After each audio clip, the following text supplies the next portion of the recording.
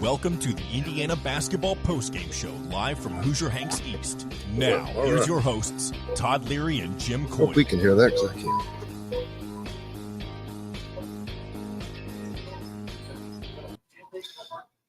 Hello, everybody. Welcome into another edition of After the Game with Todd Leary, Indiana Basketball Postgame Show, coming to you, of course, live from Hoosier Hanks East on this Saturday, as Indiana takes on the Penn State Nittany Lions. And not the outcome that, of course, most fans would like to have seen, which has been par for the course, unfortunately, for this season. Todd Leary joins me, former IU player, of course, here for Indiana. And Todd, this was probably the most simple game that we could have had to analyze, because it came down to early on, it was just simply free throw shooting and 3-point shooting. And at the end of the game, it was 3-point shooting and free throw shooting. Yeah, played out pretty much exactly like, I think if you polled, a dozen people prior to the game starting, I think they would have probably said something similar to this is how it was going to play out. It just is. We're repeating the same thing over and over again, where we are, not making shots, and it's just making it very difficult.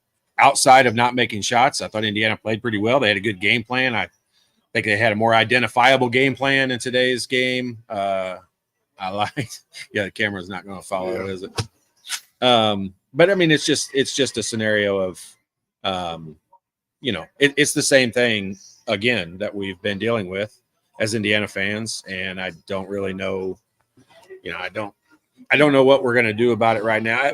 We've probably just got to hope the team continues to get better, and the outcomes are kind of set as to what Indiana's not really going to do anything different, I don't think. Yeah, the hoping, that sounds like what has been heard after games a lot. The one thing I asked you before that, I'm the first one to acknowledge, hey, I didn't play Division I ball. I don't coach, but there are just certain things that you have to ask yourself, why are they not doing some things different when they're getting outshot just in sheer volume from behind the 3-point line? They're not setting it up to help themselves in that area, nor are they shooting free throws very well. And a lot of people say, well, it's mental and it's this and that. And you continue to say it is strictly just shooting flaws, and they're not being addressed. And at some point or another, you have to look at it and say, okay, maybe it is the shooting flaws, even if you're a coach, because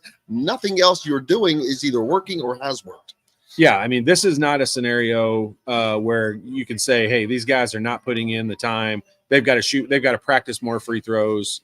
That's not true. Like, they have noticeable, identifiable flaws in their shots that are the reason why they're not good foul shooters. It's not because they, they're nervous or the crowd's involved or, any of that. It's they have flaws in their jump shots. And so, it's not going to get fixed until they fix the flaws. That's obvious to me. It would be obvious to, to anyone that's understands, the fundamentals. And I'm not even trying to be a know-it-all. I'm not trying to say that I can do something that a lot of other people can't do, but I can definitely identify the flaws. I could pinpoint them, tell you what each guy does that is the reason why he's not meeting his potential as a shooter. And, why those are not addressed within the team, I don't know. I can't answer that question. But hey, Gritty, you can't watch anymore. I completely understand. It's very difficult to be an Indiana University men's basketball fan right now, because we know what's going to happen in just about every game, and nothing surprises us. It's always negative. Indiana has been swept by Northwestern, Penn State, and Nebraska, and those are not exactly teams that have ever struck fear in the heart of many basketball programs, much less one of the stature of Indiana. And look, Jim, like, hey, are those teams pretty good? Yes, they are. They're all pretty good.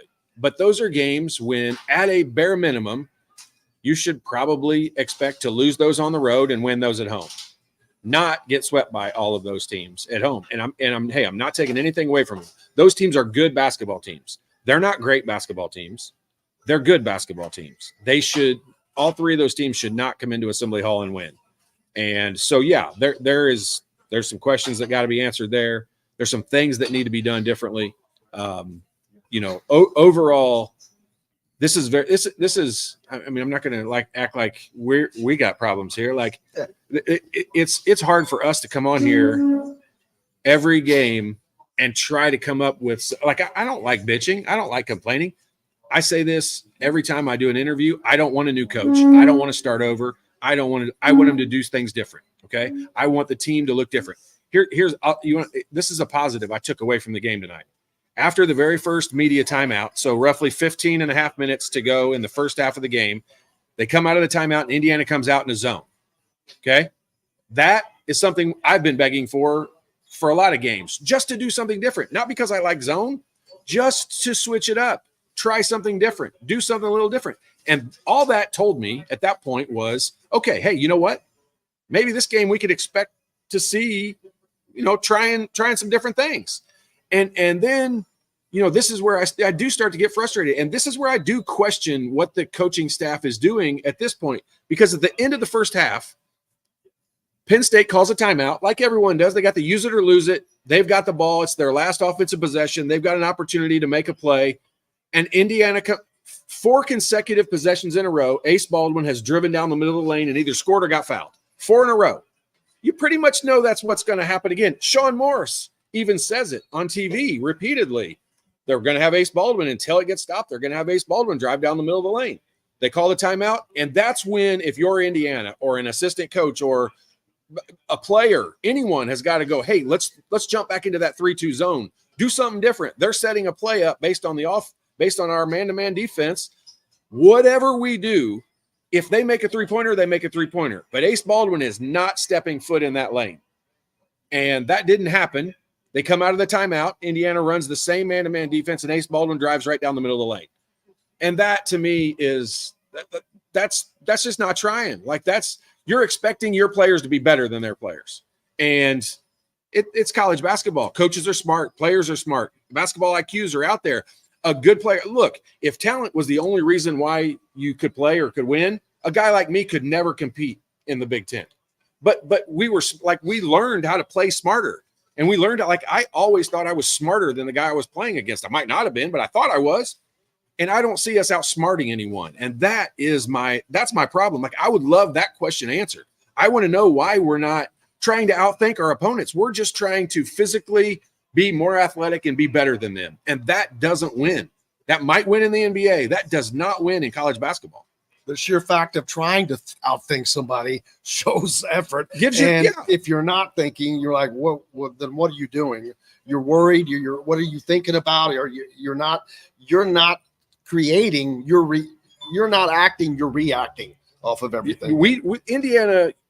That's why I liked the zone when they came out in the early in the first half, because you know what you're doing. You're dictating what the other teams do. You're kind of forcing them to run something. Now, I'm not going to say the zone was even really very good. I think they got a basket or they got fouled on a shot or something off of it. I don't even care what the result was.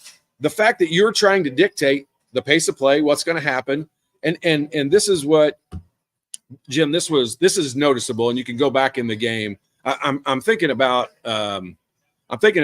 overnight, breaking down the film and putting it on the Hoosier.com tomorrow, and just going through and having a little 15 or 20 minute video session and showing, because I'd love to show this. With about 4 minutes to go in the first half, the game is tied 32-32. Okay. And I know, remember, the whole thing used to be Coach Knight was, the first 5 minutes of the game and the first 5 minutes of the second half. Well, people kind of got that skewed a little bit because it was more like football. It was more like the last 5 minutes of the first half and the first 5 minutes of the second half kind of dictated the beginning of the game. Kind of goes slow anyway. Everybody's feeling your way out. But at the end of the first half, Indiana's tied 32-32, about 4 minutes to go. And I said to Jessica at that time, I was like, this is a big 4 minutes. If Indiana can even only be down 2 or 3 or 4 going into halftime, it's basically tied. 2, 3, 4 doesn't matter. Okay. But then Ace Baldwin scores 4 times in a row, scores 8 consecutive points, and Indiana goes in. I think they were down 7 at halftime. And that's a big difference. 7 and 3 is a gigantic difference. I know the number's 4. I get it, smart Alex, but it's a bigger difference than that. And into a mindset and how you play the second half, it's just Indiana was at that point without making any 3-pointers, and they did get themselves to the free throw line and made some free throws. So there was a lot of good things that were going on. And that last 4 minutes of the first half, I thought dictated what was going to happen in the start of the second half. And it did. Like, Penn State came out, kept running the same thing. Indiana never stopped it. Man, I tell you, we don't need any extra reasons to be frustrated. We got plenty of reasons to be frustrated, but this is a scouting report. Okay. Anyone in the Big Ten, any manager, player, coach on any team in the Big Ten right now said, if describe Ace Baldwin to me. What is scout Ace Baldwin? What can he do? He's a left-handed guard, and he loves to go left. He's decent going right, but not nearly as effective as he is going left. And Indiana let him go left the whole game. And that's unacceptable. Okay. If you do nothing else on the sideline as Mike Woodson, if you do nothing else over there than say, I'm going to put someone in the game that's not going to, I don't care if he's 5'11" or 6'11". I don't care who it has to be, but whoever I put in front of Ace Baldwin is going to make him go right. If he beats you going right, I don't care.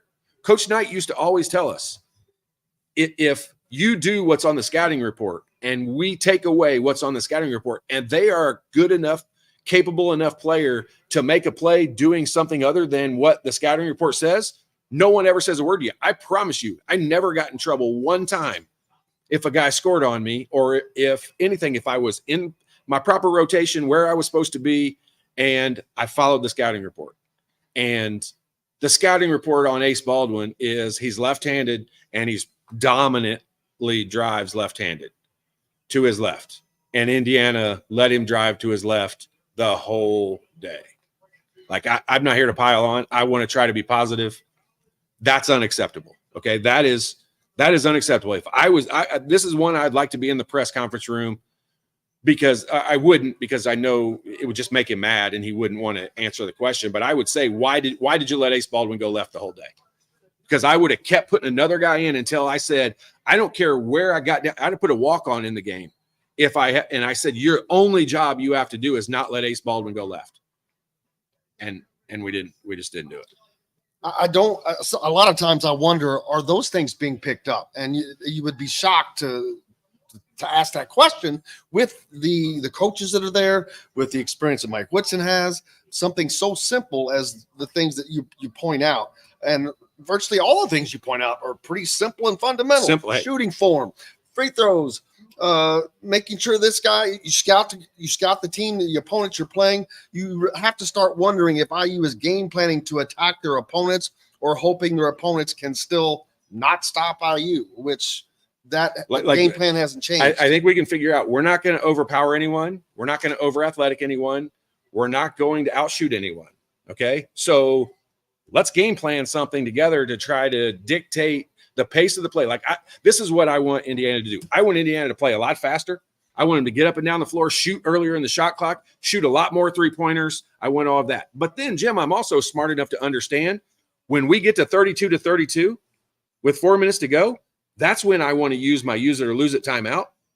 Call the guys over there, or the TV timeout that's at 4 minutes, and say, hey, look, okay, for the next 4 minutes, we're walking the ball up the floor. Okay, we're shortening this next 4 minutes to as short as we can possibly make. We want as few possessions as possible, because all we got to do on the road in the Big Ten is get to halftime and be, within, if you're in a one possession game or 3, 4, 5 points maybe at halftime, you're in great position. Every coach will tell you that. And we didn't do that. Like a coach doesn't need to tell us that. Okay.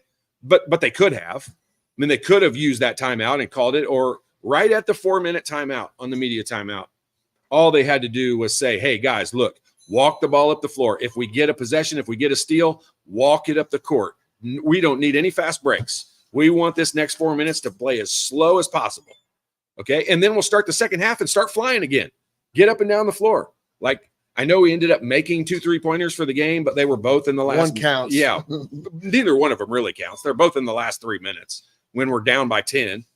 But we have to get to the point. I don't care. Even as bad as shooters as we are, we've got to start shooting 25 threes. We got to get to the point where we have a chance to make 7 or 8 or 9. Like they have to get to that point.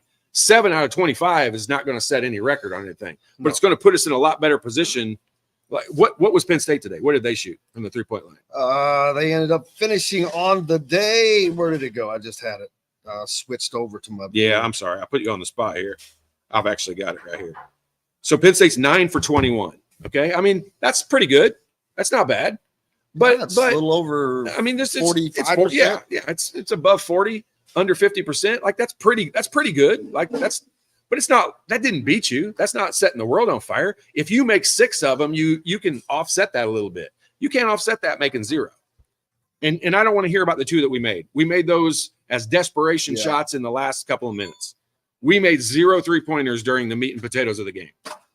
There's no way that I thought Indiana would have had a chance in this game without started out with the foul trouble. Kalel Ware, who was their guy today, he picked up his 4th foul less than 2.5 minutes into the second half.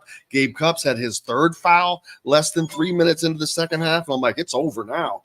But it still never was. Only except for the shooting that they allowed Penn State to hit on, whether it was from the 3-point line or even at the free throw line in the second half. Indiana, after having done such a good job in the first half, 9 of 12, boy, they were 3 of 10 at one point, 30%. Right. Yeah. And it's, but I mean, so look at it this way. Okay. I mean, let's be realistic as Indiana fans. All right. Let's control what we know we can control. Mike Woodson is not going anywhere, okay? And I'm the first one to say I don't want him to. I don't want to start over. There's no home run hire out there. You're barking up a tree we don't want to be around at that point. Like, we don't want to start over. Mike Woodson is going to be our coach. I'm fine with that. Let's start making adjustments within what we have and what we know we can control.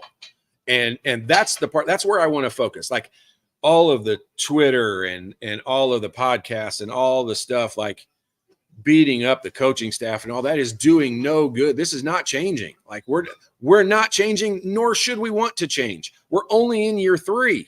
Like, let's knock that off. What we do need to start seeing is this team do some different things. That I'm in agreement with. I understand everyone's frustration. No one is more frustrated than me. Gritty, what you said earlier about you can't watch, it's very difficult. Indiana is one of my least favorite teams to watch play this season, and I watch college basketball every single night, like to a fault. I'll watch games when there's not even good games on. Like, I just love watching it. I love studying it. I love seeing what adjustments they make. I play a game with myself to be able to try to identify what adjustments teams make and all that. Teams that are not Indiana a lot. I watch Indiana right now, Jim, because we do this show, and I have a lot invested in Indiana. Like, that's the team I want more than anything to be good. And I think that they can get there, but they've got to start doing things differently. And I liked trying a couple little different things in this. I did want to piggyback on something that you said, though, about, I like Kalel Ware. I really like him. I'm glad he's on my team. I like having him. I like Malik Renew. Both of those guys are very good players. Okay. I'm not necessarily sure we are as good as we can be. I'm not sure we're very difficult to play against when both of those guys are on the floor at the same time, because they both stay in the middle. They both clog up the middle. You never see a team like Purdue when they've got Kaufman-Wren or Caleb First or Gillis, any of those other guys that are on the floor. They never pack it inside with those guys. Like, that guy gets out of the way and gives Edey room to work in there. I thought, to piggyback on what you said, when Ware got his 4th foul early, we played decent without him in the game. That doesn't mean I don't like Kalel Ware, and don't want him on the team. I thought even though Renew was unstoppable and our best player for the majority of the game, I thought even with 4 fouls, with about 11 minutes to go in the game, Woodson should have pulled Renew out, given him a little break. He was tired as can be. Put Ware in there with 4 fouls. If he fouls out, he fouls out. He's not doing us any good on the bench. So what's the difference? I've never understood this whole leave a guy on the bench until the 5-minute mark or the 4-minute mark or whatever. The game was over at that point. Like, give us a chance to win it. Give Renew a 2-minute break. A 2-minute break at the 11-minute mark for Malik Renew tonight, I think would have been big. I think it would have helped him down the stretch. Had we figured out a way to cut it to a 5-point game with 3 minutes to go, I think Renew would have been in a better position if he got a 2-minute break from 11 to 9-minute mark. But that's substitution patterns. I'll just say, I'll say it this way, and I would be fine defending this comment to Mike Woodson's face. I think Mike Woodson is in the learning process of substituting in college basketball. It's different than the NBA. The NBA is scripted in the minutes that guys play, and very few outside factors during the regular season, very few outside factors make those adjustments, make changes to the substitution patterns. That's not the case in college at all. You watch games, watch a close game with Houston right now, and you will never see Jamal Shead come off the floor. He plays 40 minutes. He never rests. A close game with Purdue, Braden Smith never coming off the floor. He's staying out there for 38, 39, 40 minutes. Okay? This is not the NBA. You don't have to, what is the something load? Like workload. Load management. Load management. You don't have to worry about minutes in these college games. You and I just talked about a second ago. They play on Tuesday and next Sunday. These kids are 18 to 23 years old. They'll recover. They don't need extra minutes. And I think Mike Woodson and this coaching staff is in the learning process of substitution patterns. I think that's a fair statement without saying I'm being overly critical. Because if they want to argue, I'd love to have the conversation because I got a lot of questions about why things are done substitution-wise. Yeah, and the hard thing for fans to take is this is year 3, and so they're not expecting to have a coach that has a learning curve on things like that or anything at this stage of the game in a sport that is, man, has it changed so much here recently, and Indiana has seemingly fallen further behind with that change because of bringing in someone think about on that learning curve. No, and you're right. And so, but think about this, Jim. Look at what the transfer portal has done to teams in college basketball. So let's just take as an example. Let's take Illinois as an example. Okay, Purdue you can't use because they very seldom. They got one guy in the transfer portal, and it's been awesome. Like it's worked out great for them. But they're not. If they didn't have Lance Jones, they would still be pretty good. But let's go take a team like Tennessee as an example. Okay, you take Dalton Connect off of that team, they're not only not a top 5 team, they're not a top 25 team. Okay, that's a transfer portal guy, 1-year transfer portal guy. You go to Illinois, Houston, probably. Take Marcus Damask, you take Terrence Shannon. Those guys are transfer portal guys. You take those guys off of that team, and those teams are not like they're very middle of the pack. They're not great teams at all. Indiana got Khalil Ware. Okay, I understand that. And he has been above my expectations. I don't know what everyone else's expectations were, but from what I watched of him last year and what the word on the street was on him, he's great. Like we couldn't ask for more than what we're getting out of him. What we didn't get was that guard that helps us control everything. And if we relied everything on Xavier Johnson, then I'll just say this, Jim. Let's use this as a learning experience, and let's never make sure we do this again. Okay, like we'll suffer through the rest of the season, but let's not do it again. But I think what the fans, their question would be is, well, we did that year 1 and year 2, and now it's year 3, and you're still making the same lack of decision making. The shooting is not getting better because there's either non-recognition of shooting flaws or whatever needs to be done differently is not being done differently, and those things that you talked about that where different things are done to try to just to be better aren't happening. you have to wonder, so when is it going to happen? Yeah. I mean, you do have to wonder that. And I will say this. I'm the first one that says this. Or I shouldn't say that. This is my stance on it. I don't want a new coach. I don't want a coaching change. I do want them to do some things differently. Yes, as a fan, I'm allowed to armchair quarterback that. But this is a very, very important transfer portal. Okay. This season, year 4, we can't be sitting here having this conversation. Okay. Like we can't. I will not sit here February 24th of next year. I will not sit here if we're in the same position and say I don't want some changes. Right now, I don't want changes from a staff perspective. I want us to bring in players that are going to play. This is I think about this more than I should probably, Jim. But let's go back and think about last year. Jalen Hood-Schifino, I know Trace is our best player. Understandable. I get all that, and I agree with all that. But Jalen Hood-Schifino saved our season. And you know what he saved our season on? 15 to 17-foot jumpers. Sure did. I mean, he's not a three-point shooter. He did it against a number of teams. He was known for, if he drove that ball and pulled up at the free throw line, bucket. Like it was money. And that's what you were trying to get him away from. That's what we're missing. Like we don't have that. Like we knew last year, if he drove that ball and pulled up right there, we all expected him to make it, right? Just like if Trace Jackson Davis got the ball inside and got to turn to his left hand, we all expected him to make it. Like that was just a given. We don't have that. Okay. Malik Renew, yes, he gets that left hand, he gets to that right shoulder and that left hand bucket. It's countable. We have no outside factor. You and I talked about this. Take away the 2 3-pointers that Indiana just made in the last 3 minutes of the basketball game. Indiana did not make a single shot outside of the lane in the game. They had like 4 points. That happens in like the 7th grade. Like that's like a 7th grade game, or a 5th grade game even, where everything is just in the paint.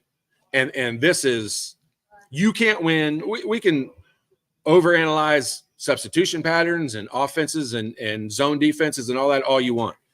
You cannot, will not, in any way, shape, or form win a basketball game without making 3-pointers. No, and why is it that so many guys seem to come to Indiana now, and I'm not saying their shots were great before, but their shooting sure was, and they were shooting substantially better at the free throw line, substantially better from 3-point line. I know it may have been in high school or whatever, but it's still, everybody is going down, and that cannot be accidental.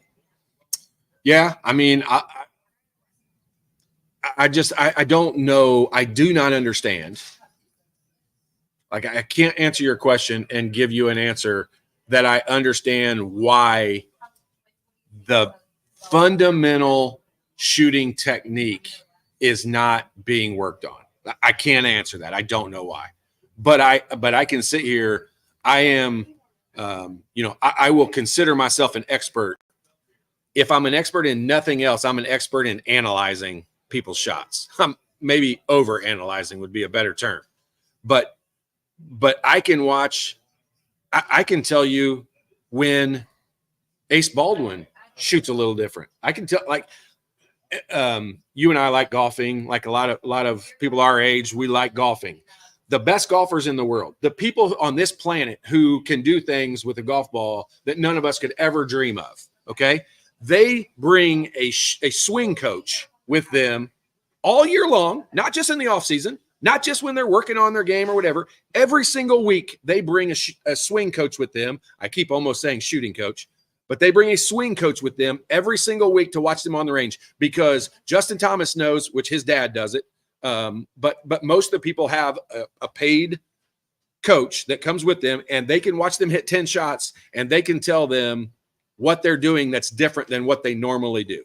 And I can tell you right now, Indiana needs a shooting coach that identifies with these players what it is they're doing that is hindering them from being better shooters. We've seen everything else being added, NIL specialist and this specialist and that specialist and nutrition specialist, but That is something that, But let's say it. and I know that that's probably supposed to be encompassed into some of these coaches, but where is the shooting specialist? Let's say it. Because it's the most important aspect of the entire game, probably. It is, but let's say this for the truth, because it is. The NCAA puts handcuffs on these teams in basketball only. Football, how many coaches are there in football? There's 11. assistant to the assistant coaches in football, and there's no limits on those. And in basketball, you're allowed 3 assistant coaches, and then you're allowed 2 other people. Those 2 other people for Indiana are Jordan Holes and Calbert Chaney. And those are the only people that are allowed to physically step on the basketball court and say, okay, CJ Gunn, this is what you need to do. Like, this is what you're doing wrong. This will help you be more consistent. Those are the only guys allowed to do that. They can't bring me in to do that with them. Okay, that's against the rules. But they need to hire someone. I mean, they've got enough assistant spots that they can make one of those that specific, because I can't imagine any of those other in the future. Here's what I proposed is, let me, since I can't work with the players individually, let me work with one of the coaches. You can even make it a manager. I could care less. I can teach that guy. I can teach you what you need to teach that guy to do, what he's doing wrong. I can sit there and I am allowed to physically go to practice. I can watch what CJ Gunn does. I can say, Calbert, this is what he needs to do. This is what you need to get him to fix. Have him do this. Calbert can then relay this to CJ Gunn. And that could happen. That is allowed. And that's something that they should consider and think about doing, because that doesn't mean I don't think, look, Calbert Chaney is the best player I ever played with. I will never be a better shooter than Calbert Chaney. But I've said this my entire life. This is a fact. Just because you're really good at something doesn't mean you're good at teaching it. And just because you might not be as good at it as someone else doesn't mean you're not really good at teaching it. Let's look at this. Best coach of all time in college basketball, you can argue Krzyzewski, Coach Knight, go down the list, okay? I scored more points in college than Coach Knight. I scored way more points than Coach K. But those guys are geniuses. Like, those guys are smart. Just because you weren't the best at it doesn't mean you can't teach it. And that's why, like, I can teach it. I can physically show them what they need to do to be better shooters. And I'll tell you right now, I could make CJ Gunn a really, really good, consistent shooter if they let me work with him for 15 minutes. It also has to be something that comes down from the top that, hey, this has to be done. And that is you and I know this. If it comes from the top and you want to make it happen, you can make it happen. I know, but I'm saying, is it? I don't know that it is coming from the top. I don't either. That obviously it's not. Is not being there. Obviously it's not, or they would be doing it differently. I mean, obviously, but I'm not calling anybody like, hey, everyone, let's stop all week long. Let's make a pact as Indiana fans. Let's stop with the whole Coach Woodson is not a college coach and all that stuff. Like, hey, he's here. He's our guy. Like, he's okay. So this is perfect. Vern, isn't Holes able to teach shooting? I don't know anything about Jordan Holes from a being able to teach shooting perspective. Can I tell you Jordan Holes is a great shooter? Yes, absolutely. But that doesn't necessarily mean he's good at recognizing what other guys are doing wrong. It doesn't mean he's not. He might be great at it. I don't know. But I can tell you they're not making changes. So I can only assume that they're not being told. They're not being helped.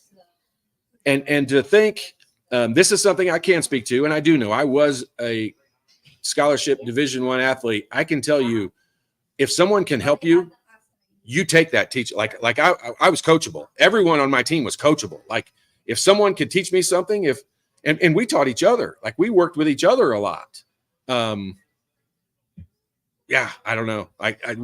We're at this really frustrating part where I try to be super positive, and then I go back and think about all the sentences I just said, and they all sound super negative. Well, it's not that they're negative. It's just that they're pointing out truths, and the truth is what it is. And I know that there's a small camp that everybody wants everything now. That's everybody. But there are some people that have the common sense that knows that that's not a reality all the time. Although some things can happen faster, especially now with the way changes have happened in college athletics. But it's the other things. It's these little things that we're talking about that we're not seeing changes that really just makes you bang your head and like, why? But we don't get questions to those questions is the problem. Yeah. Well, we're not getting answers to those questions. And that's what is making people more frustrated. And I'll say this, like, think about this, Jim. Would Coach Knight have cared what we thought? No. Nope. So, but he wouldn't have needed to. And I understand that. I get all of that. And so there's a part of me that with Coach Woodson, like, I want him to be so locked in. I want that whole staff to be so locked in. They never hear what everyone's saying or see what everyone's saying. But Jim, it's 2024. It's social media, dictates so many different things differently than they were back in our day. And so it's a different animal. Like, it's a different being. And I just want, this is something that I know is a fact. This is not Todd's opinion. This is a fact. You cannot win in college basketball if you can't shoot and you can't make three-pointers. I just saw a video that someone posted last week, and it wasn't an Indiana fan. It wasn't even someone bitching about Indiana. It was something off-related, and it was a Coach K video talking back when Zion Williamson, because I saw him sitting – is that his name, Zion Williams? Zion Williams, yeah. I saw him sitting there. It was his team that they were talking to. And Coach K made a statement, and he was talking about Kobe Bryant and the Olympic team that he had just coached and all that. And he said, these are two factors that I sat down in front of the best players in the world and had this conversation with Kobe Bryant. And I said, you have to be able to do two things in the game of basketball. We can teach you effort and do all these other things. You got to be able to do two things. You got to be able to make free throws, and you got to be able to make standstill shots. Now, this is Coach K. This is the all-time winningest coach, and he is saying the two things that you have to be able to do are the two things that Indiana is the worst at. And not the worst at, in Todd's opinion, the worst at in NCAA statistics across the board. Like, we are dead last in Big Ten in shooting free throws and three-pointers. And it's not close. Not like there's a whole bunch of teams stacked right there together. We are solidly last. Yeah, and Indiana's been tested by various different types of teams, whether they're great perimeter teams or they're a mixture of that. You've got Wisconsin coming up, who's probably was more of a perimeter team. I'm not sure what the hell happened to them. You talk about a team that really went into the dumpster, but they have found a ways to win games when they needed to. That's the thing that Indiana has just not been able. They cannot find a way to win games, even when they overcome some of these deficiencies. Like today, they should have never even been in this game with the unbelievable foul trouble, but yet they were scoring 2 points to 3 points. If you only say, like this would be fun to do, but if you only say that Indiana, if we're sitting here at a time and we know the end result is Indiana shot 2 for 15 from the 3-point line and 14 for 25 from the free throw line, we would have said they lost by 20 and never had a chance to win this game. And that wasn't the case. They were in this game. There was a possession here or there. If they could have got a couple stops on Ace Baldwin in the second half, I mean, I think we got it down to, I want to say 2, maybe 3 points. And that's without making a single 3-pointer and missing all of those shots in the second half. And Jim, that's just exactly like it happened last week against Nebraska. We were down by 19. They got it all the way back to 3. Yep. We had the ball. We had a timeout. We had the ball. And we came out and we missed a shot. And all of a sudden they make 2 threes in a row and we're back down 9 again. Yep. And it's just like we're right there. But you cannot win. 2 for 15. And the 2 didn't exist. We didn't make any 1 for 13. 0 for 13. 0 for 13. We made none when the game really mattered. And Jim, take the name off of the jersey so that we're not biased by it. No team can win with those stats. No team can win with those stats. Virginia can't win with those stats. Their defense can't win. It's been pointed out a couple times that the analysts on TV were talking about Galloway's shooting form. Here it says that he is only aiming the ball on his free throws, which is odd. I don't understand what he means by that or whatever. I heard him say that also. I get it. But I mean, I don't understand what aiming. Like, I hope you're aiming. I hope we're aiming for the rim. Like, I hope we're aiming for the middle. Maybe of the rim. More like shot. Yeah, I don't know what that part of it means. I heard him say that. But I mean, just to make it real simple, Trey Galloway has I'll call it a floating or a wandering right elbow. Like his elbow sometimes is out here, and sometimes it's here, and sometimes it's here, and sometimes it's there. It's never consistent. Like, he's never locked in, and it's always right here. It's always right here. It's always right here. Same thing. Sometimes it's out here. Sometimes a little more out here. Sometimes it's low down here. It's just not consistent. He just doesn't do it the same way all the time. And that's just a matter of somebody getting with him. Like, I saw the comment on there a minute ago. Can't remember who it was from, but it was somebody that said, come on, Todd, get with Coach Woodson and help them on their shooting. Like, I have reached out. Cynthia. I promise you, I've reached out and I have offered it for free. They're not interested. It's that simple. And that, again, and that doesn't piss me off. Like that. Hey, no, but it'll piss everybody else off because it makes you. Begs the question: why? Why are you not trying anything that's different? Anything that could possibly help you? Because what you are currently doing is not helping. It's not working. Yep. That my silence is total agreement. Exactly. That's exactly right. Like, what they're doing is not working. And but Jim, to get off of me being negative about it, like I said, I like the fact they tried a little something different. It worked out great that Khalil Ware got in foul trouble, and we had to play a little different lineup because that lineup played different. Hopefully we learned something by that. I did. And that doesn't mean I don't want Khalil Ware to play. I would rather, if it were me, okay, this is what I would have done in this game. I would not start Khalil Ware, okay? And I would get a lineup out there where we're going fast up and down the court and we're shooting a lot of three-pointers.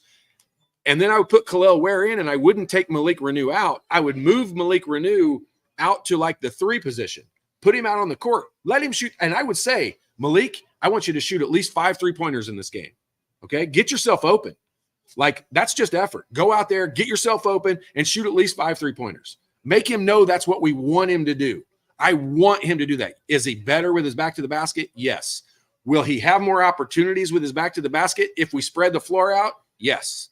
So let's do something different, because here's what I do know. If we show up against Wisconsin and we put 2 guys on the post like it's 1979, and we got a guy on each block in the post, and we're trying to pound the ball inside, we're going to lose at home to Wisconsin by 15. I think this team plays better faster.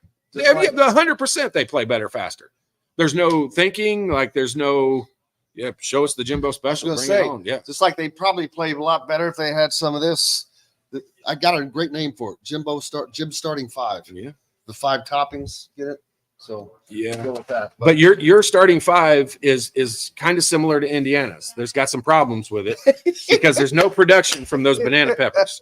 Those banana peppers are Gabe Cups. That is not true. Those things are they kind of bring it all together. They're the glue. Let me just bring this up because I want this to come across as a positive statement, not a negative statement. Okay. Gabe Cups made a play in this game today. They beat the press. He got around. Ace Baldwin drove it into the basket and finger rolled a layup. And Sean Morris almost came out of his seat because he couldn't believe that Gabe Cups is capable of doing that. And we've seen Gabe Cups do that one time in probably 6 or 7 different games. Okay. But he never does it again. He did it one time and never did it again. This is what I think he's a good player. I want him to try to make that move 11 times in the game. Make Ace Baldwin guard you. You want to know what Ace Baldwin did after he did that? Nothing, because he never did it again. He didn't have to make any adjustments. Indiana's players don't seem to recognize what is successful on the court for them, and they're not having that reinforced from the sideline. Exactly. I mean, it's a double-edged sword for them right now. Like they're not they're not, one, recognizing some things that are working, and two, like no one is pounding it in their head and saying, hey, Gabe's, do that again. Because you know what happens if Gabe continues to do that? Changes everything. It makes so many other guys wide open. It helps out Malik and Kalel inside so much. But when he did it the one time, I specifically made sure I watched the rest of the game to see if he would be aggressive again, and never one time. Like, I'll put the video together for the Hoosier.com tomorrow. Kate doesn't know what she's talking about, by the way. Kate, you're wrong. What'd she say? Said you know what you're talking about on the banana peppers. Yeah, I do. No, I do. You're wrong. Those are the Gabe cups. We're calling those the Gabe cups. They produce nothing for the pizza. Oh, you're out of your mind. And I love Gabe cups, so I'm only using. I love banana peppers. You would. Well, that's it. Now they have the Wisconsin team coming up that is really. I mean, I've not seen a team that has. They were hanging on to leading the Big Ten. We're within probably a minute of that Purdue game of winning that game, and then really putting themselves in a position. But they lose that game, and then they lose four straight, lose 5 out of 6. I'm going to tell you this. Like, I watched it. This is what's scary about that game, and I'll tell you. This is how you guys will know I watch things too closely. So their last game, I want to say it was against Iowa at home, and they ended up winning the game. But there is something going on internally between AJ Storr, their prize transfer portal guy they got from St. John's, and the coach. Because he took him out at some critical points in the game. They don't like it. I have not read this or seen any of this. I could just probably almost tell you they don't like some of his shot selection. They think AJ takes some bad shots from time to time, and they've punished him by putting him on the bench, which has messed with his mind. Because at the beginning of the year, he was freewheeling everything and shooting all the time, and he is unstoppable. He is probably, this is my opinion. And I don't want it to seem like I'm trying to force this on anyone else, but take away Zach Edey. I think AJ Storr is the most talented player in the Big Ten. He's the most talented offensive player in the Big Ten. That's saying a lot. And I mean it. Like, he's that good. Like, he has a body that he'll play in the NBA for a long time. He has an NBA body as a sophomore in college.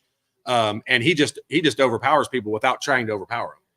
And right now it's in his brain, and I'm telling you, there's a rift. There's something going on between him and the coaching staff. And here's the bad part of that. I think that he pouted a little bit in their last game, and I think the coaching staff will recognize that. It's never a good thing. Well, he'll come out in this game, and they'll try to get him back on track. That coaching staff is good and smart. They know when they were playing their best basketball, their best player on their floor is AJ Storr. No questions asked. You got to love what Tyler Wall does and Chucky Hepburn. Like, those guys are they're easy to root for. Like, they're easy to root against. I mean, we obviously have plenty of reason to not like them because they're good. But the best player on that team, there is not a question. It's AJ Storr. Like, did he transfer from St. John's? St. John's, yeah. Rick Pitino. Yeah. One Rick Pitino got rid of. He wished he had him back. Man, I guarantee you. I'll tell you what. This is how close I was watching it. This is how close I was watching the relationship between him and the coaching staff. I don't know if anyone from Indiana knows anyone that knows AJ Storr, but I'd love to have his second transfer portal be to Indiana. It's available. Along with Connor Esigian, who's an Indiana kid who's getting no playing time there, and he would probably be averaging 15. He'd be the best shooter on Indiana's team by far. There are so many Indiana kids that are in the Big Ten alone that never got recruited. By Indiana. Brooks Barnheiser, Luke Goody. Luke Goody. You can go list goes on and on. Braden Smith, he's in the Big Ten, but he didn't get recruited by Indiana, unfortunately. Back then there was something. It was funny. Someone called Caleb Banks the anchovies, Indiana's anchovies. I'm like, that's pretty good. That's pretty on. Yeah, you know why? Because they're not on there. They're not on there. They're out. They're on the sideline. They're staying in the sideline. I don't know what happened. Man, there. we should play a game. We should play a game of what the roster looks like next year for Indiana. Like, how many of these guys are on the roster? That's a fun conversation. It's not fun because I don't like the answer. But It's there's a lot of toss-ups out there. We'll be having that conversation in a few games. Yeah. Now, I mean, we've got 5 games left, I think, so it's not that much longer. Of course, we're coming to you from Hoosier Hanks Live right here off of College Mall Road in Bloomington. Great place to stop by, and not just pizza, everything. Wings, mac. Oh my salads. God. Somebody was eating some mac, and their salads are fantastic. Just everything is so good. But located right here in the Old Neighbors pub, right by Dick's and all of that stuff. Hey, for you older folks, in front of where McCree's Deli used to be. Remember McCree's Deli? Gosh, that cheese bread, I love that place. Did you ever know that place? Oh yeah. Did you? Oh yeah. Well, I always love laugh McCree's though because I think about training table and all the things they have today, but I remember what your all's training table was. Steak and Shake. Steak and Shake, Steak baby. and Shake. There's only one of those left. Steak and Shake. We ate. Coach and I allowed us to eat Steak and Shake as our everyday meal for 2 years. That's funny. Is that crazy? Did he enjoy it? Did he eat it? Heck no. No. Are you kidding me? You know where it was my freshman year? This is fun. This is fun. This is also for you older listeners. The Big Wheel. Oh, you remember the Big Wheel? God. That was the best because they served breakfast all day long. You could get it at nighttime. When did that place go out? It was while we were in school, I think. It was right around that time, sometime mid-90s. Because holy moly, we had the Big Wheel. Double cheese. That's where. Hey, thanks a lot, IU Hoosiers. Now you got us just sitting over here talking about food places instead of basketball. That's good though. Pat says, or Eric says, he's not making excuses to Pat. I missed the first part of that, so got to skip that one. Yep. Sorry about that. Yep. But Indiana next taking on a Wisconsin team. When did we say that was? Tuesday. So we'll look forward to then. What time is that game? Let's look her up here. Hopefully it's not too late so we can have a post-game show. There's no point in having them for too late. But we'll always get back with you the next day if so. Of course. 7 o'clock, Peacock. Oh, they have boy. Peacock right here. Benny and the Jets have Guess where the Peacock game will be on live right here at Hoosier Hanks East. So you can come watch the game, hang out for the post-game show afterwards with Todd Leary. And maybe Benny will give some things out, some shirts and things of that nature. But make sure you stop by as soon as you have a chance. And I like your shirt, by the way. Maybe we'll give out some of those. Exactly. This is my favorite one. This is my favorite. That's a good favorite one. I decided to put that on and wear it today. So yes. I'll have to get you one. You know, they need to put that on the Coach Knight picture that has them walking into remember the one where they're walking into Madison Square Garden? With the 7 of them? Yeah. Oh, yeah. They need to put a Hanks on all those guys. That's a good one, actually. That's good funny. That's one of the greatest pictures. It's an iconic picture. That anybody It's an iconic picture. So pretty cool. Big thanks to Todd Leary, of course, for being here as always to give us the breakdown and analysis for Indiana basketball post-game show. Bigger thanks to each and every one of you. Without you, we have no reason to be here. We're grateful for you. Thankful for Hoosier Hanks East, of course, and Benny and the Jets, as I affectionately call him, and the crew as they do a masterful job here. I'm going to look forward to eating my gym starting 5 as soon as I get done, and looking forward to that. And then go enjoy some basketball the rest of the day. I will. Good games on today. It's a lot. Oh man, Kentucky, Alabama. How fast is that game going? Oh boy, it might be. Better it might be 200 track points scored in that game.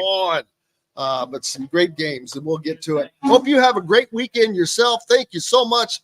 For Todd Leary, I'm Jim Coyle. Until Monday, I will see you on the radio.